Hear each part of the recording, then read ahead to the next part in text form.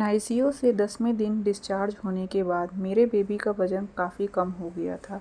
जन्म के समय वो 2.2 केजी था और फिर उसके बाद वह 2.1 हो गया था। मेरा बेबी हमेशा चिड़चिड़ाता ही रहता था, अक्सर रोता रहता था। एज अ न्यू पेरेंट्स हमें को समझ नहीं आ रहा था कि हम क्या कमी कर रहे हैं।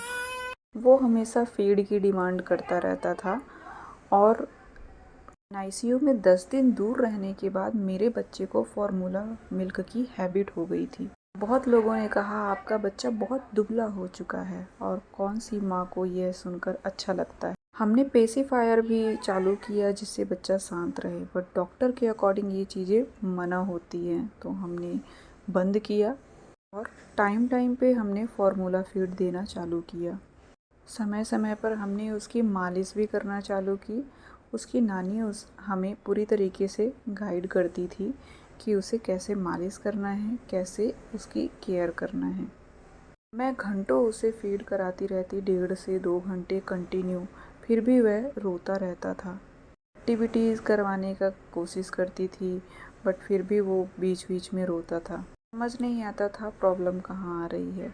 कुछ दिनों के बाद मेरा मिल्क सप्लाई थोड़ा कम हो गया, तो हमने कॉम्बिनेशन फीडिंग चालू करी जिसमें फॉर्मूला मिल्क और मेरा खुद का मिल्क का कॉम्बिनेशन होता था। समय बीतता गया, धीरे धीरे मेरे बच्चे ने एक्टिविटीज़ करने में इंटरेस्ट लेने लगा। अब वह 3 मंथ का हो चुका है और उसका वेट भी सही प्रपोर्शन में गेन हो रहा है। यह हमें समझने में बहुत समय लगा कि उसे भूख की वजह से चिड़चिड़ाहट होती थी।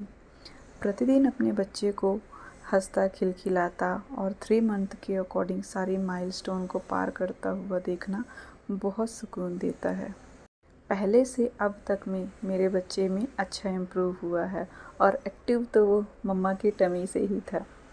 अब जाके माँ को सुकून आया। मेरे प्यारे बच्चे, मुझे अपनी माँ के रूप में स्वीकार करने के लिए धन्यवाद।